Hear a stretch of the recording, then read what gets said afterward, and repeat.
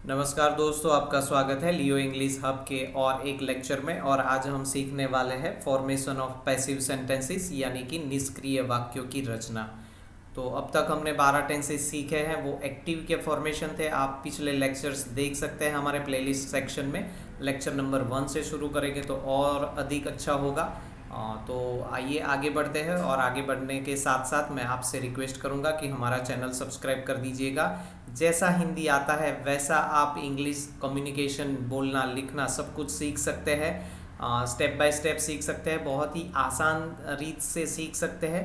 हाँ, आपका इन्वॉल्वमेंट रहेगा, कोई शॉर्टकट नहीं है। कुछ पाने के लिए कुछ खोना पड़ता है, और यहाँ पर कुछ खोना नहीं है, सिर्फ आपका इन्वॉल्वमेंट चाहिए, थोड़ा समय चाहिए, आपका प्रैक्टिस करना है जैसे जैसे आपको इंस्ट्रक्शंस मिलते हैं बस। और पूरे लेक्चर्स देखते जाइएगा, कहीं भी वीडियो स्किप मत करिएगा, ताकि आपको सब कुछ अच्छे से इन्फॉर्मेशन मिले, सब कुछ एक्सप्लेन हो जाए, है ना।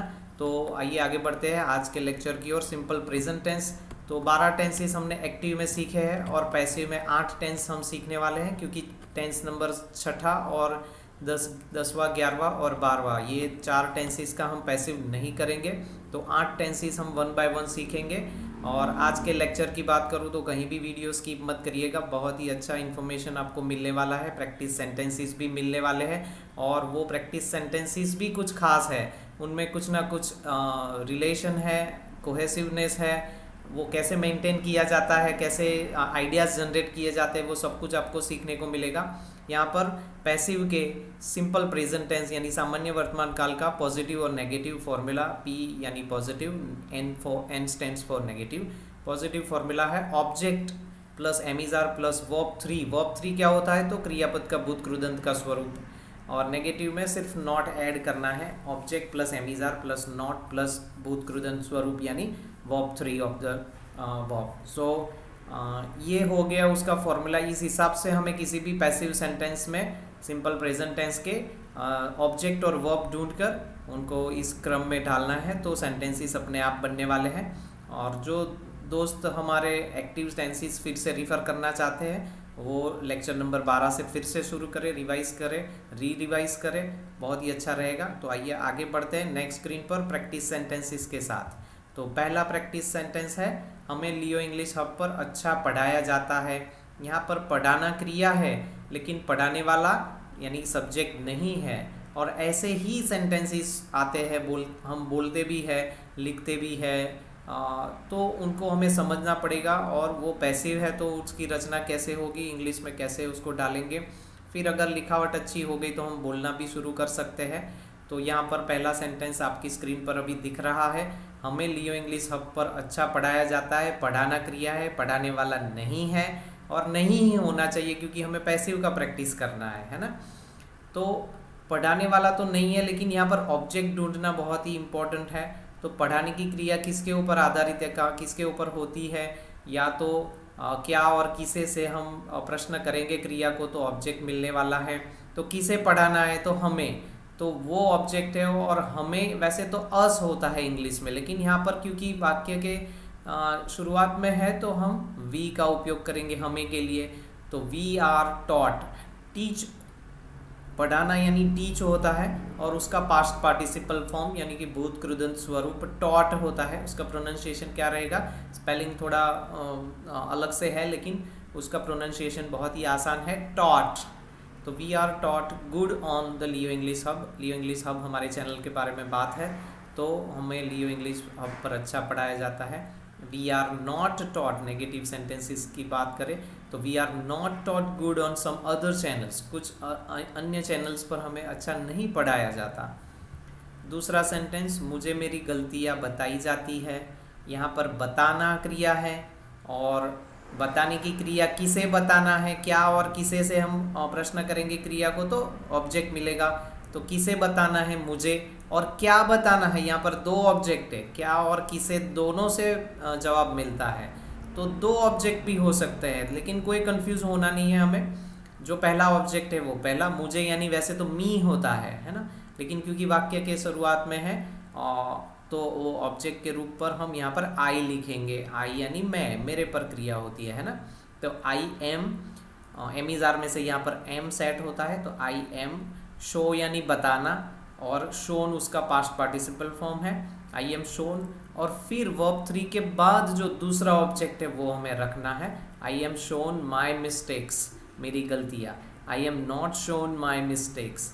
तो कितना आसान है दोस्तों, आप ऐसे ही प्रैक्टिस कीजिए, ये सेंटेंसेस आप लिखते जाइएगा और ऐसे अनेक सेंटेंसेस आपको भी बनाने हैं। तो आपको जैसा हिंदी आता है वैसा इंग्लिश आप सीख सकते हैं, 100 नहीं 200%। तीसरा सेंटेंस अभी आप अपनी स्क्रीन पर देख रहे हैं, लोगों को अच्छा ज्ञान देकर प्रसन्न किया जाता है ना। कोई चीटिंग नहीं यहाँ पर होती है कि चलो आपको कुछ मेहनत नहीं करना पड़ता है, रट्टा मार देना है, आप भी खुश लेकिन इंग्लिश नहीं आया, तो ऐसा नहीं है, वो चीटिंग हो गया। आप खुश हो गए है ना, लेकिन आपको आया नहीं है ना, तो फिर वो खुशी कोई काम की नहीं है। तो पॉजिटिव सेंटेंस की बात करें, यहाँ पर ऑब्जेक्ट जो है वो पहले आएगा। और प्रसन्न करने की क्रिया किसके ऊपर होती है, किसे प्रसन्न किया जाता है, लोगों को, तो वो ऑब्जेक्ट हो गया। और लोग यानी पीपल, तो पीपल आर प्लीज्ड, प्लीज एक वर्ब है, प्लीज यानी खुश करना, प्रसन्न करना, तो people are pleased by way of giving good knowledge, या तो by giving good knowledge. People are not pleased by cheating them. Negative sentences हमारी परंपरा रही है कि हम थोड़ा सा बदलाव कर देंगे तो पॉजिटिव का अर्थ भी नहीं बदलेगा और नेगेटिव सेंटेंस का प्रैक्टिस भी हो जाएगा। और बहुत सारे नेगेटिव सेंटेंस हम बोलते भी है, इसलिए नेगेटिव्स का भी प्रैक्टिस करना है, हमें उसको ध्यान में रखना है। चौथा सेंटेंस, सोचकर अंग्रेजी वाक्य बोले जाते हैं। तो बोलना क्रिया है और बोलने की क्रिया किसके ऊपर होती है, तो अंग्रेजी वाक्यों, किसे बोलना है, तो अंग्रेजी वाक्य, तो वो हमारा ऑब्जेक्ट हो गया और वहाँ से सेंटेंस शुरू होगा। English sentences are spoken after thinking, English sentences are not spoken after thinking. यहाँ पर एक क्रिया करने के बाद की बात है, यानी आफ्टर थिंकिंग, वो हमारे पिछले लेक्चर्स में आप रिफर कर सकते हैं। लेक्चर्स से शुरू करें, पहले लेक्चर से शुरू करें, उनको रिवाइज करें, रिवाइज करें, जो इंस्ट्रक्शंस आपको मिलते हैं उनको ज़रूर फॉलो करें। पांचवा सेंटेंस, पढ़ाई करते समय यहाँ नए शब्द तैयार करे जाते हैं, है ना, किए जाते हैं। तो यहाँ पर ऑब्जेक्ट क्या हुआ, तैयार करना क्रिया है, तो तैयार किसे करना है, तो नए शब्द, तो वो हमारा ऑब्जेक्ट है।